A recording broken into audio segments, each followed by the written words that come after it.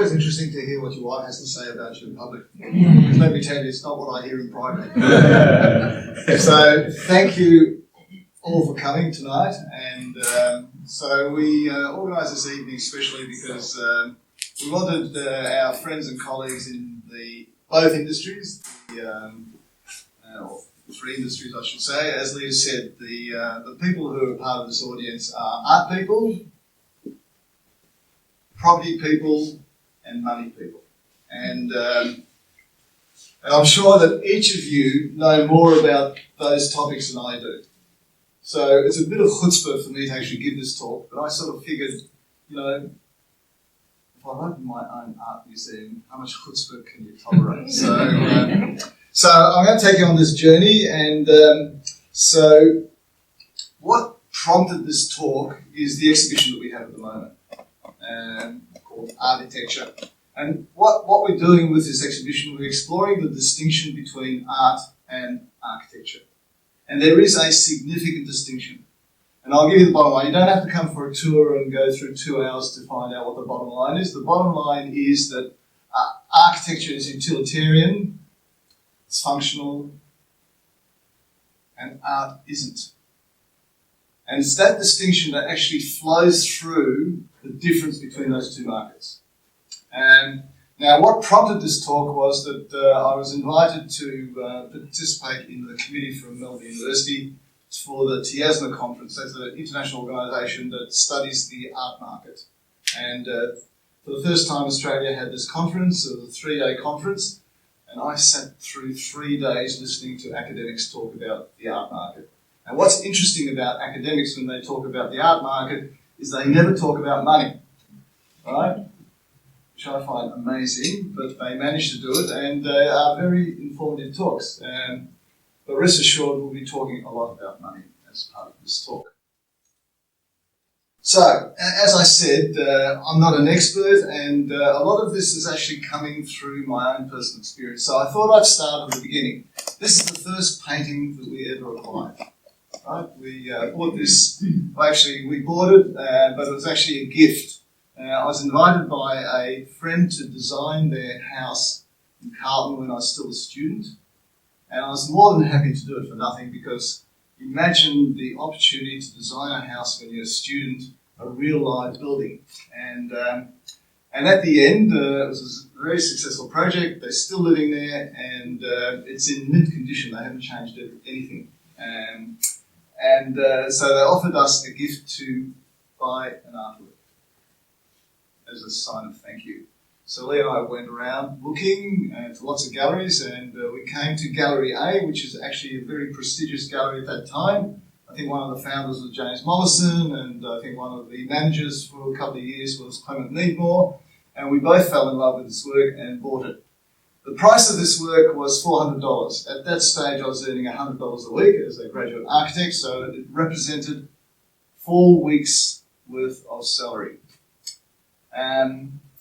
So I did an exercise to see what would happen if I did something else with that money. So had I invested $400 in equities and reinvested the dividends, then in 50 years' time that would have come to $65,000. However, that artwork is probably worth today, who knows, somewhere around $2,000 to $5,000. So I say to people, if you want advice on investing in art, don't come and talk to me. Now, one of the other galleries we went to was the Powell Street Gallery, which is also a very famous gallery, and they represented Fred Williams. And his work at that stage was selling for $5,000 to $6,000. That was a year's salary, right? And which obviously we couldn't afford. We really couldn't even afford the month's salary. And so we did the same exercise, and if we invested that $5,000 to $6,000 today, that would be worth about $900,000.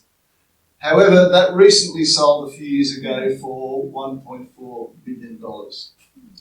So the big question is, why did one work not appreciate and the other one did? What is it about art that actually has that huge differential? Because if you bought two properties in the same street, probably today they wouldn't be worth that much different. And I should mention to you that our work is double the size of the Fred Williams one. So obviously size doesn't count. So I thought I'd show you this example. This is a project that I did sort of a few years before I retired. It was just to demonstrate how the property market works. We're invited by Cbus, who owned this site, which was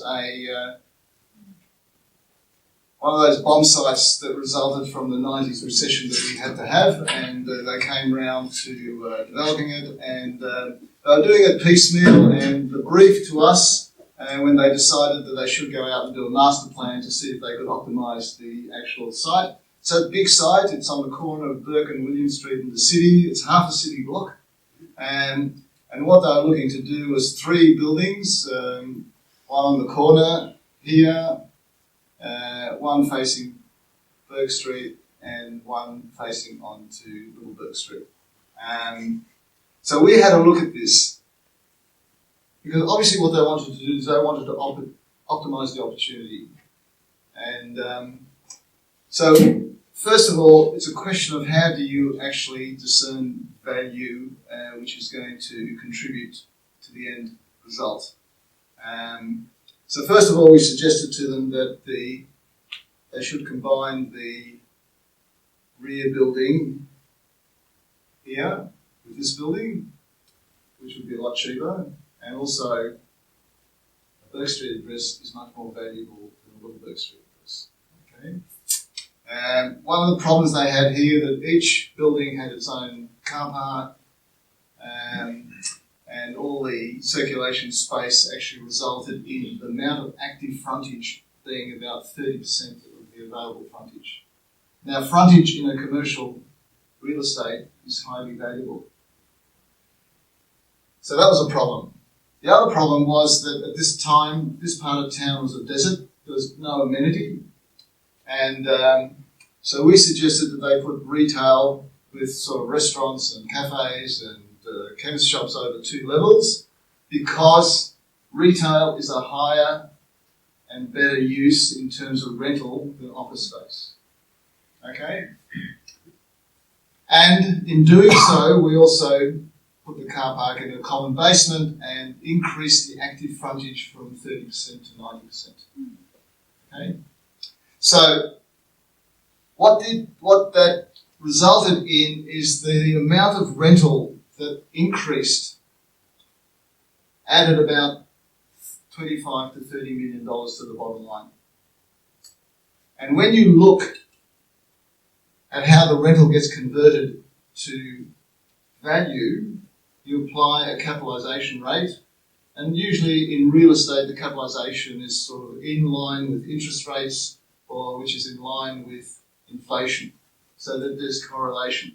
So what this demonstrates is that you can actually go through a fundamental process of actually ascertaining where value is into real estate, and you can actually plan for it with regard to optimising your opportunity.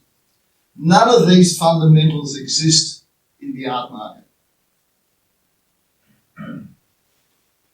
So let's go back to our Fred Williams. At the time, we were also looking to buy a house, because this is just after we were married, and we were looking in South Caulfield, and even sort of not a particularly great area, but it's an area that we could afford, and this house was selling for $18,000. And I did an exercise that if I applied the deposit for the Fred Williams, the payments on the balance on a 30-year loan on capital and interest was $23 a week, and at that time we were paying rent of $26. Right. That property today is worth $1.6 to $1.8 million. Okay? So here we have a comparison that if you were lucky enough or astute enough to actually have bought a Fred Williams, that would not increase in value at the same rate as a nondescript house in a nondescript suburb. So one of the things that you need to look at as art, when you look at it from an investment perspective, doesn't matter how well the art appreciates, you always need to compare it to the alternatives. How would that money have increased in value had you invested, say, in property or equities? So what we're going to do is we're going to now look at these four segments: market, price, investment and value, in the comparison of how the art market works and how the property market works.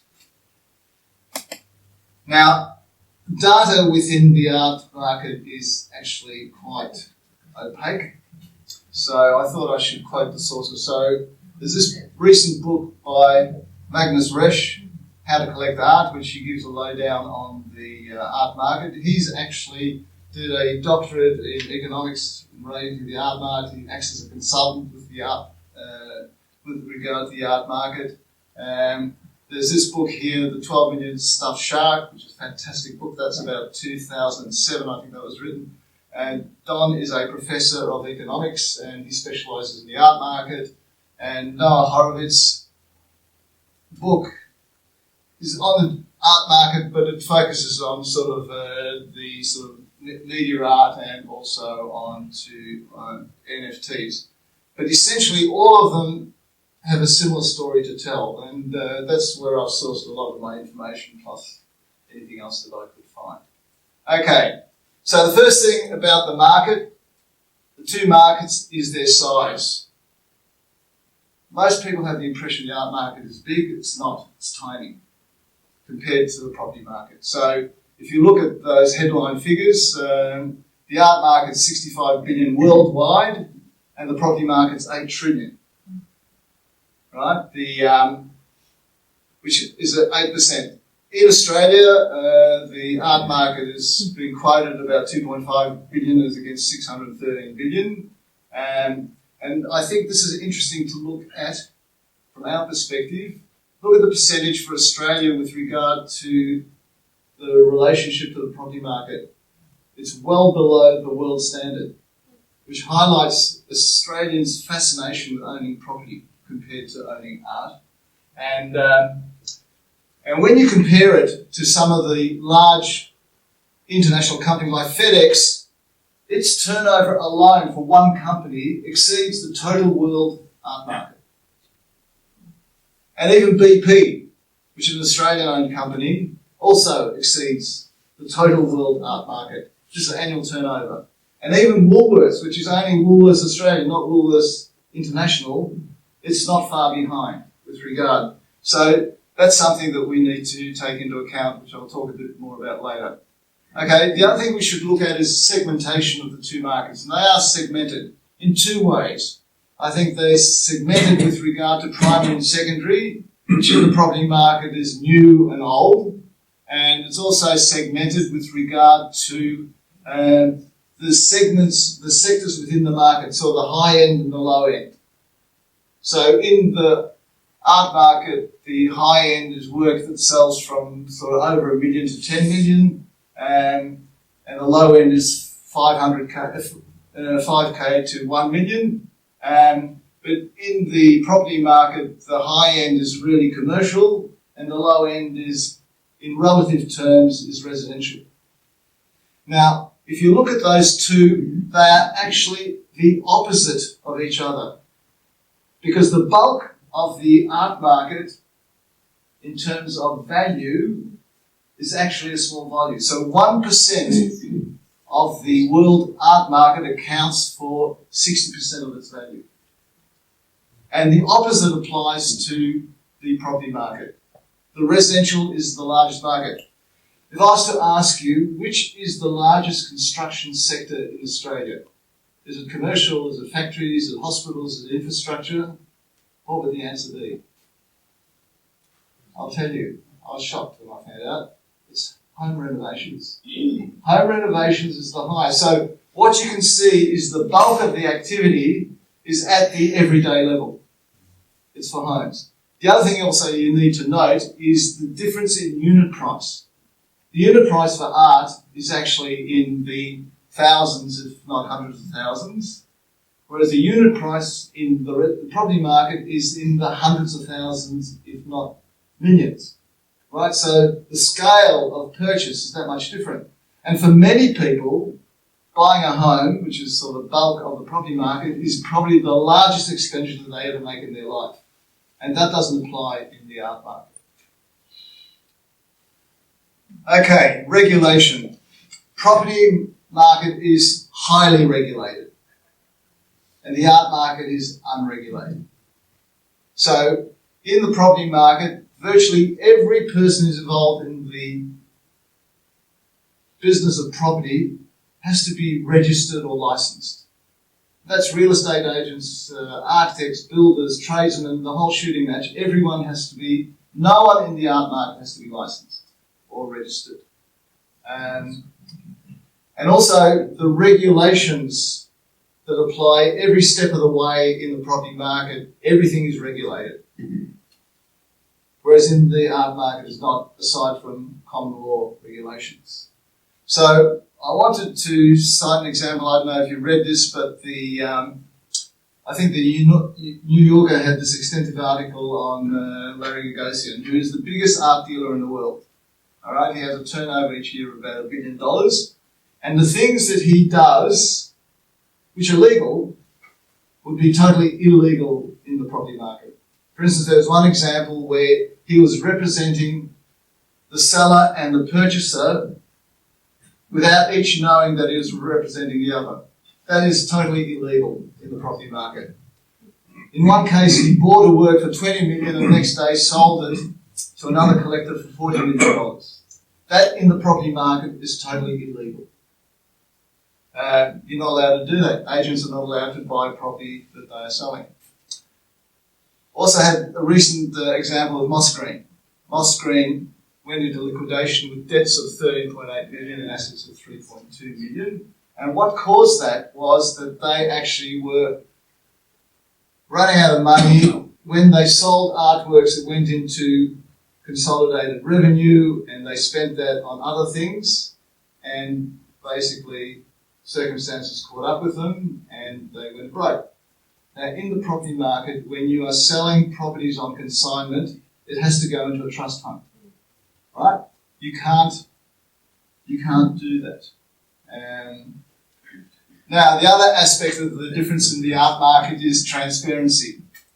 Property is totally transparent, and art is totally opaque, right? The only published information about the sale prices of art is through the auction market. And the problem with the auction market is that, A, it's not necessarily comprehensive in terms of having all the information that you get in the property market, and also it can be gamed in the sense that vendors can actually bid on their own art at an auction. That is illegal in the property market. Okay. And the other problem with the auctions is they only deal at the high level. They don't actually deal with the total market. So the results you get from the auction market are actually quite limited with regard to representation of the art market. Now, one of the problems is that when you are in a market which is both unregulated and opaque, a lot of shonky things can happen, right? And these are some examples. So fakes, from what I've read, estimates of fakes which are in collections in museums range from anywhere from 20 to 50%. Right? But no one will actually own up to it because it actually sort of collapsed the art market in some ways. So if you're interested, there's a movie on Netflix, Made You Look, which is all about fake art. The Kill Room, which is hilarious, it's a shocking movie, but it's very funny, about money laundering in the art market. And this one here, which is a recent example about the fake Whiteleys, which this book by Gabriela Kosovich, which is sitting here. Put your hand up, Gabriela, so you can actually grill her with information because she knows the chapter and verse, and there was also a program on the ABC looking at that. And this is quite complex. It was the forgers were found guilty, and on appeal they were found innocent or not guilty. And I think one of the problems was that correct me if I'm wrong, Gabriella, that the onus of proof that you have in the legal system was not met in the case of the art with regard to proving that that what happened was a fake transaction. There's also a problem with attribution, especially with older artwork, master artworks, and this is a recent example where two works in the NGV were, after 20 or 30 years, experts decided that the evidence didn't support that they were by Rembrandt and Van Gogh, and they were actually re-evaluated as being by followers of Rembrandt and Van Gogh, who was done by somebody else. And what's interesting is that, for 20 or 30 years, everybody appreciated this work as being a Rembrandt or Van Gogh, and overnight it wasn't. And so not only did they drop in value by $10 to $20 million, but which probably doesn't affect the museum because generally they don't sell it. But again, that's due to the lack of information, because no one actually tracks information. You can find it, but it's not conclusive. So it creates a issue with regard to certainty. Now that doesn't happen in the property market. The property market, you can go to the titles office, you can find out who the buyer is, who the seller is. It goes back to the start of when the land was subdivided from colonial times. You know who the mortgagee is, you know if there are easements, all the information's there. And not only that, but if you go on to Domain or realestate.com, you'll have answers of all the recent properties that sold in that street or that area to give you information about what the properties are worth in that location, so you can make an informed decision. That does not exist in the art market. Okay, so portability is a big difference with art and property. You can't move property. Property is actually fixed to the site where it is situated. But art is portable. So art is actually part of the global market. And so this graph from UBS shows you the world art market in, I think, what was it? 22. And you can see the major art markets are the US, the UK and China. And if you look at that graph, Australia doesn't even make it onto the list. And you need to ask yourself as to why isn't that not happening? But generally, if you look at the way Australian business works, when you can survive off the sheep's back and digging iron ore out of the ground, why do you need to go out to the whole world and leave your family to try and build a business that's international? And so Australia is not that part, and so that's reflected in the prices. So global top price is $100 million plus, and the top price ever paid for an Australian artwork is $6.5 million. So Australia is not in the game when it comes to... And what's interesting, I think, also is that when you see this, when you look at the art market, there are essentially two art markets.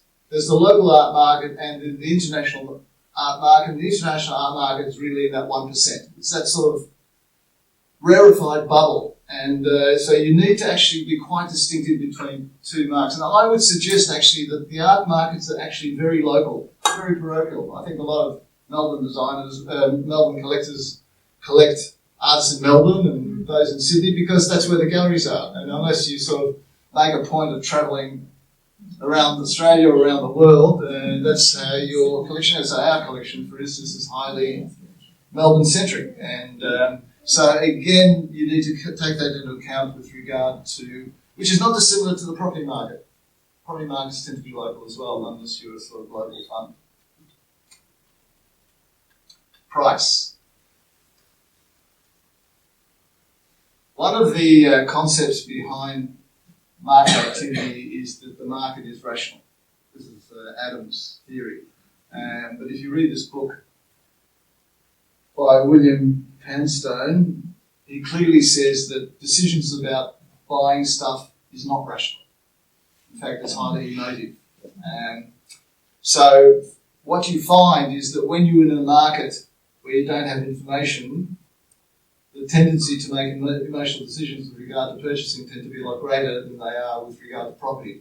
And also with property, because you're spending so much money, you tend to be a little bit more rational with regard to your decision making. So there's two ways to actually arrive at price. One way is through the cost of production. And I know that's how the property market works. So if you look at new property, generally the way it works is the cost of production plus your margin plus including profit. That's the way it works, and that's you set your price. And if you can't achieve that profit margin, then you don't do it. So that's for new work. And then for resale, which is the secondary market, that tends to go by supply and demand. However, there is a cap there because no one is actually going to overpay for a second-hand building if they can actually achieve the same result building a new building, unless it's got some historic value. So why would you buy an old building if you get a new building for the same price or less? And so the cost of production in real estate does have an impact with regard to the price that you can achieve in property. That doesn't apply in the art market, I don't believe. Right? For instance, if you look at the primary market, what you find is most art sells below the cost of production.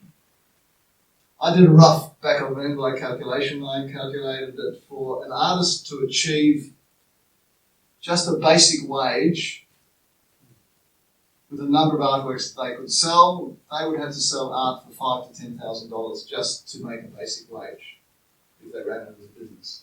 And most art by emerging artists is well below that.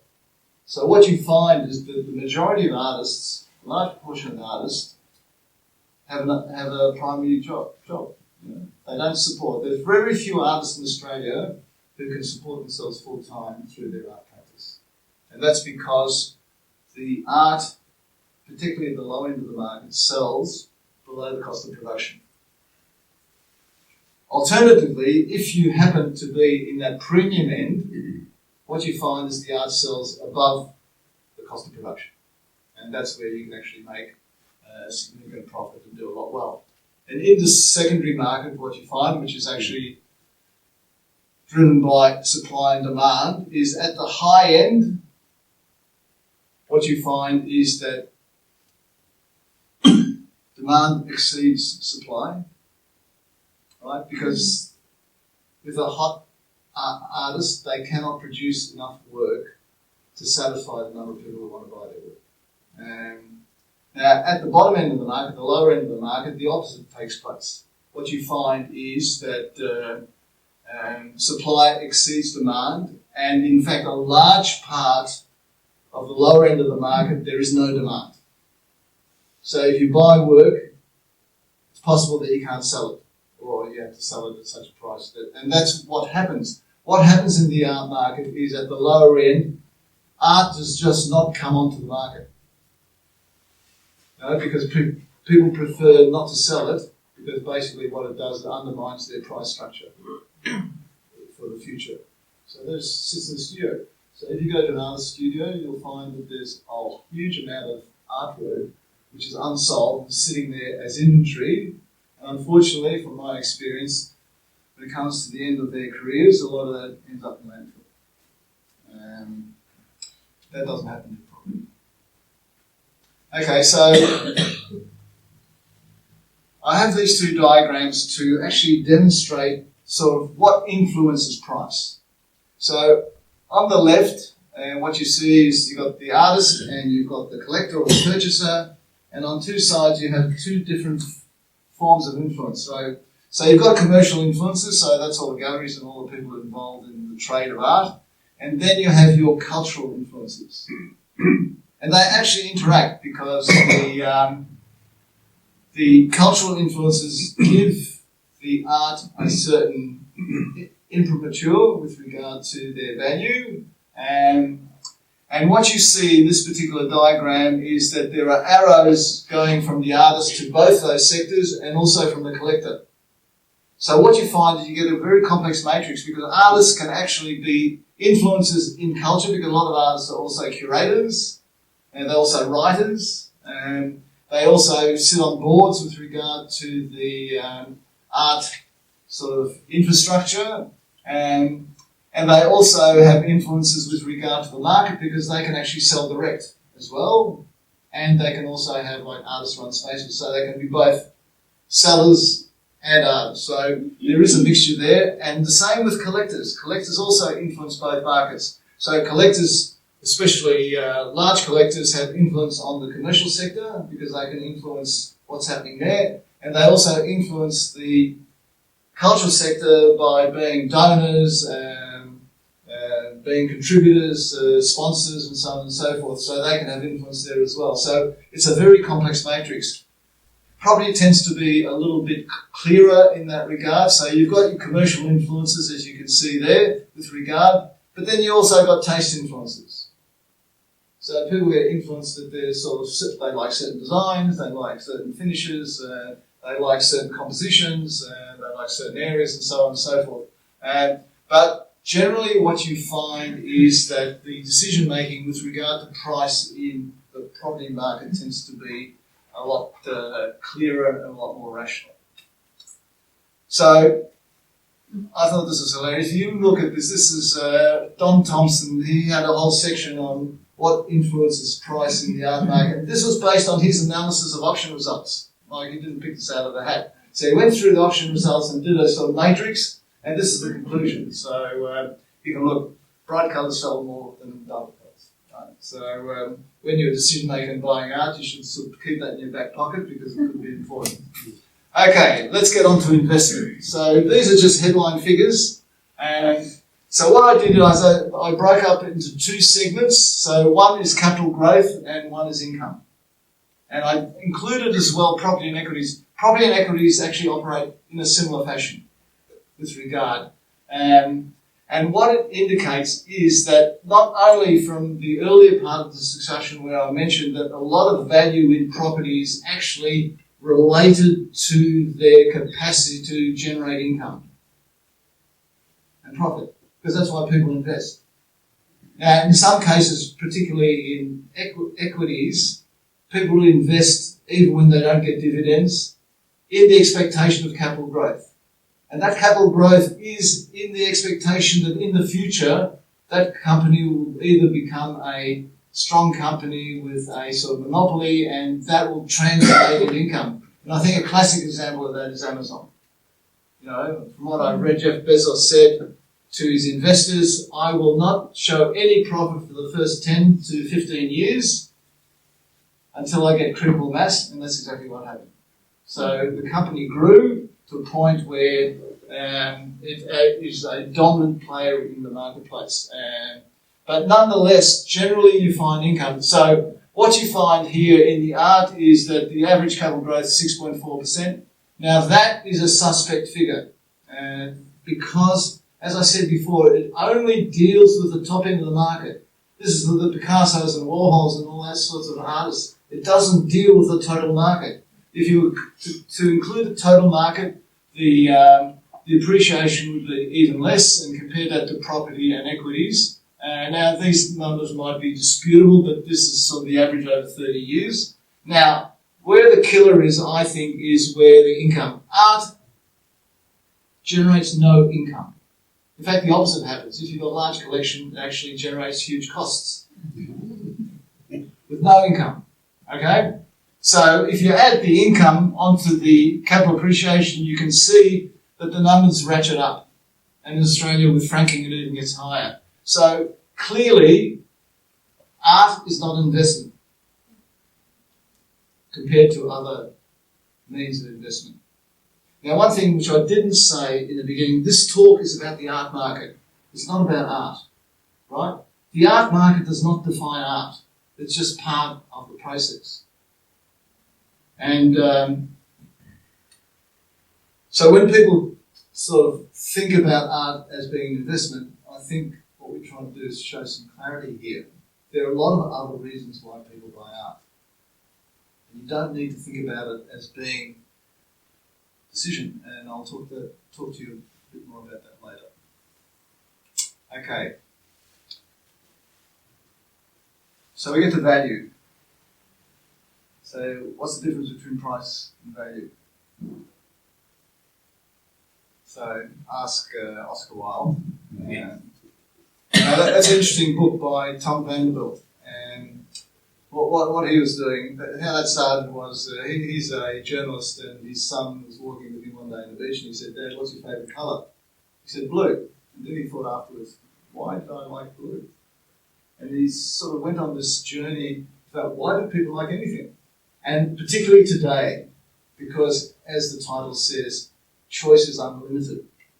And this is really important today because there are businesses who are trying to actually monetize the understanding of why people choose to buy things. Amazon, Google, Spotify, because what they do is they feed back to people what they think they want to buy. And this book actually looks at that. So he's got a section on eating, on clothing, on travel, on art, trying to look at both the neuroscience and also the psychology behind the decision making with regard to why people want things. So, what I did is I divided those decision making into need and want. Now, I just want to remind you, do you remember those days when you took your 5-year-old to a supermarket and either your child or grandchild, and at some stage you had to explain to them the difference between need and want, especially when they grabbed a handful of sweets from the counter next to the cashier, right? So what I did is I actually did a list.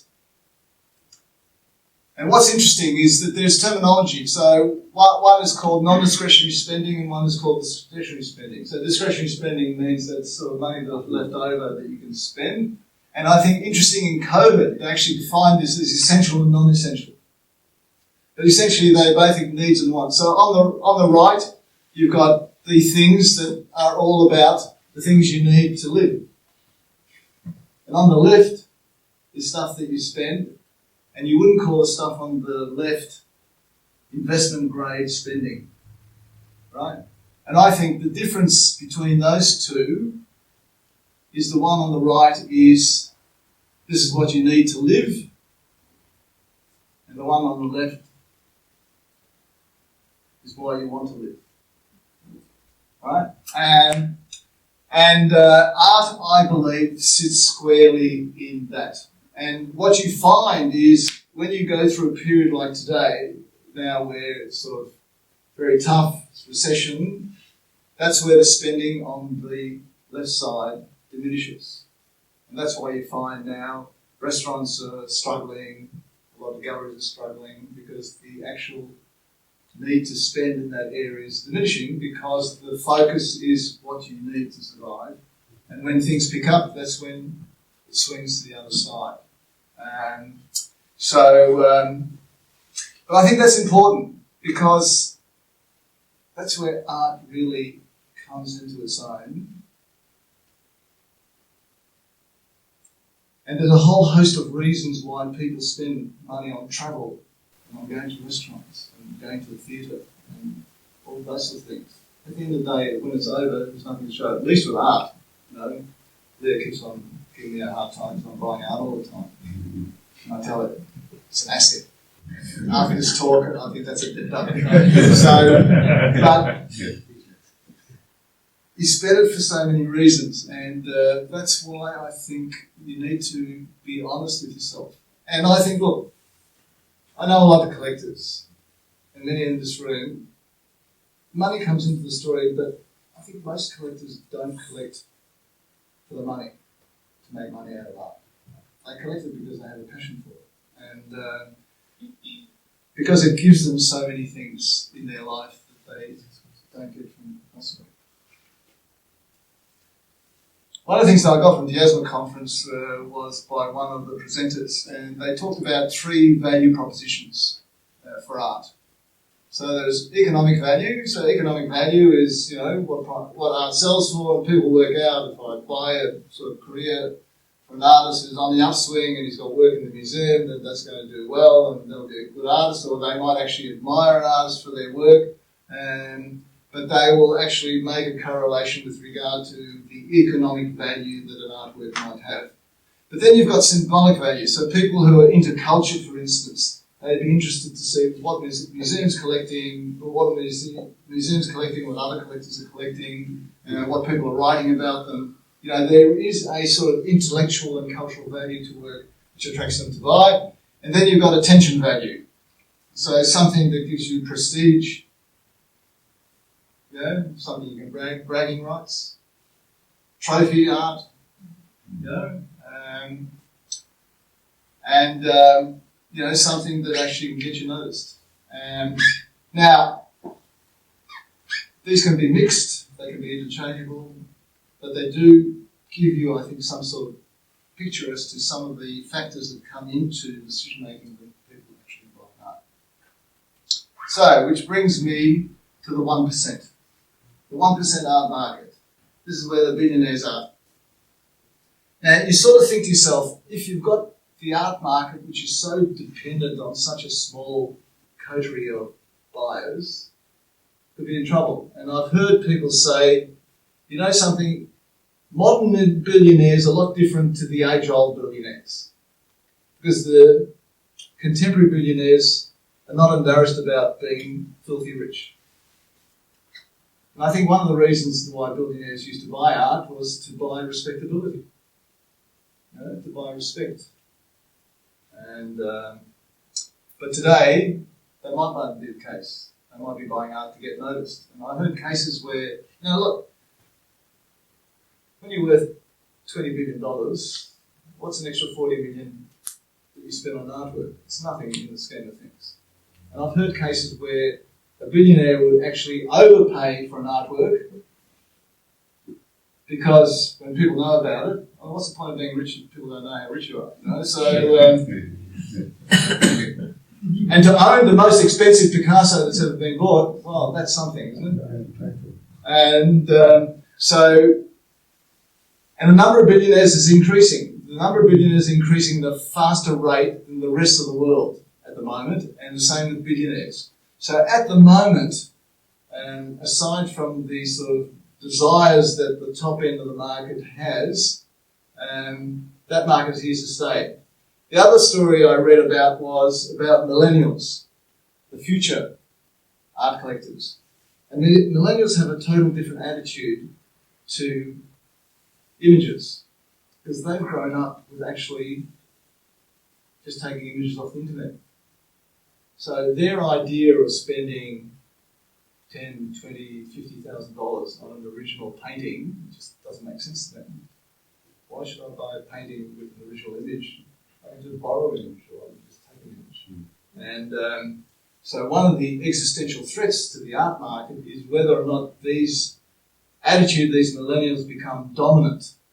Because eventually they'll become billionaires one day as well, and if they don't need to actually buy art for that reason, then there could be an issue. So I thought what we might do, we might quickly have a look at what the 1% are doing. Okay, so we've got Banksy. Now Banksy, I don't know if he's actually in the business of taking the piss out of the art market or whether or not he's using that as a strategy to actually become famous, but he did this work where it sort of malfunctioned, unfortunately, but on the knock of the auction hammer, the artwork was meant to get shredded, but it got stuck halfway, but someone bought it anyway. I think, what they buy it for? $1.4 million. And 3 years later, they sold it for $25 million. Okay? Does that make sense? I don't know, you tell me. Okay, and then we've got Catalan's Banana, which he sold limited edition for $120,000. And he wasn't selling banana because you have to actually replace it with your own banana, right? So he actually buying the idea of the banana, and I suppose you have to replace the tape every once in a while as well. So, and this was actually shown by the NGV this year in the Triennial, right? So it's obviously a serious work of art. So, and then you've got the Warhol. So you've got this image of Marilyn Monroe, which sold for $195 million, which was actually bought by Larry Gagosian. And I can tell you, if Larry Gagosian bought it for $190 million, I'm sure he's confident he can sell it for more money to somebody, right? Now, what's interesting is there are thousands of these Marilyn Monroes as screen prints, which I think sell for about $40,000. But this one happens to have a limited edition, which Andy Warhol actually put some paint on. right? And in fact, he must be actually shocked because his whole practice was with regard to having multiples going into the market. So he was also, I think, a disruptor when it came into the market. Now, there's a major collector in America called the McGrathys, who are the biggest collectors of Warhols in the world. And I think they own over 1,000. And they use their Warhol collection as inventory. So basically, they sell when the market's high, and they buy when the market is low. And I think the RAS is actually threatening to take them to court for manipulating the market. So, and then we have Jeff Koons. So here we have a balloon dog, and you can see that he made an edition with 5 unique versions, and that sold for $58 million, right? It's easy just to get the balloons and blow them up, isn't it? Yeah, so, and then you've got Piero Manzoni. So what he did, I think there was 90 cans, which he canned his own shit in, and he sold it for the price of gold on a weight basis. And one of these was sold for €124,000 by Sotheby's in 2007, which I think was sold to one of the British museums. The dilemma here is there was a rumour going around that, in fact, he didn't put shit in the cans, he actually put plaster. But no one's prepared to open it because you'll actually ruin the artwork, you'll damage the artwork to prove what's going on here. And then you've got people, okay, so this is an artist, his name is Mike Wickelman. This work is a compilation of 5,000 digital prints that he did, which he was originally selling for $100, and that went on the market in 2021, and it sold for $69 million, right? Now, what you have to take into account is that was paid for by cryptocurrency. And if you look at the NFT market, the price of the artwork is exactly correlated to where crypto sits. So crypto collapsed, and so did the value of NFTs. Right? And when it goes up because basically. So what I say is it's bullshit art that's being bought by bullshit money. And but that's a personal opinion. Okay, but I think the one that takes the cake is a Salvator Mundi. This is meant to be by Leonardo da Vinci. On the left, you can see it's in its original condition. Went through a whole process, which is actually covered in this documentary on Netflix, I think. Went through several hands and went to Astoria. And the restoration basically consisted of about 80% of the work had to be redone. And so I think Sotheby's had the role of selling it, and they, I think, spent about $5 million on the promotion of the sale, and it was actually sold not in their old masters auction, but in their contemporary art auction. And I think a wag said, of course, that's appropriate because 80% of it's actually contemporary. And that sold for $500 million. And that was bought by the Sheikh Mohammed Salman, MBS of Saudi Arabia. And again, you sort of say, why did he buy that? Because he could, right? He could. I mean, he basically used his sovereign fund. And what's interesting about what's happening in the Arabian Peninsula, because they've got so much money coming out of oil, and one of the things they tried to do was to demonstrate how modern and contemporary they are and what's happening in Dubai. And, Dubai is a classic example where they had to have the biggest airport and the biggest shopping centre and the ski jump in the middle of the shopping centre, the biggest, what else do they have? Theme park and so on and so forth. But then they woke up to themselves that people didn't respect that, so now they're starting to build museums, right? So because museums give you cachet, the only problem is they don't have art collection. So when a Leonardo comes on the scene, which most people say was only partly painted by Leonardo, it was actually painted by one of his assistants, And I think Leonardo, painted, 26 works in his lifetime, of which only 12 exist, and this is one of them. Well, this is close enough. And what will happen is that this has now become famous because of the process it's gone through, and so they own a Leonardo. And so when we're talking about billionaires, we're talking also about very rich states as well. So, why do we buy art? I thought these two quotes from Pablo Picasso, which are actually a bit ironic because he was sort of like, biggest sellers, and to think that he's sort of getting reflective with regard to why people buy art. But I think he believed that, and I think there's a lot about that. Is that,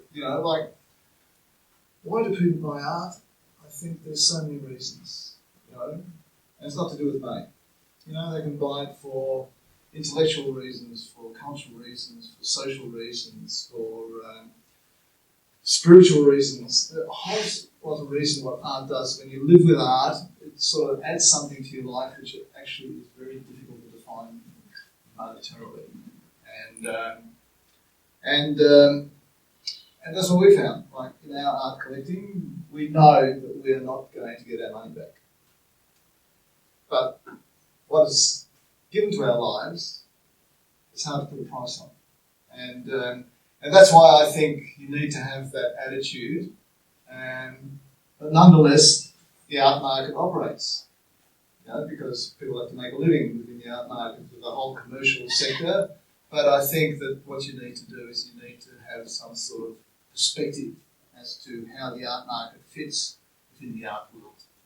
So just to finish off where we started, we've owned this work for 50 years, and I think it's given us joy, and even every time we see something different, even after 50 years, and it's a big part of our lives, and I think that when I look at all the things that we've bought in our life,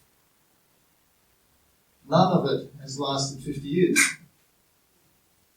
Because basically, our life consists of a whole series of consumables. Like this car, we were the corporate architects for BMW for 10 years. And I was involved in doing their dealership network. And they thought it was inappropriate that I should be arriving at their dealership in a Honda.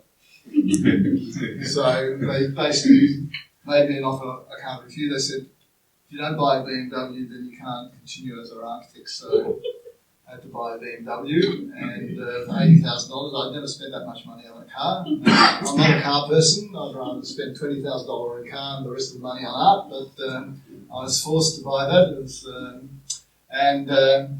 But as valuable as that car is, after 10 years, it's worth nothing.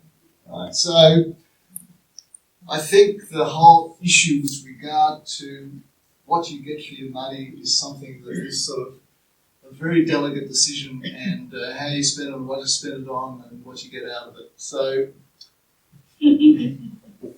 that's what I would suggest is the bottom line out of this talk, is buy art that you love, and when you love something, the return is immeasurable. And, so that's it. So thank you.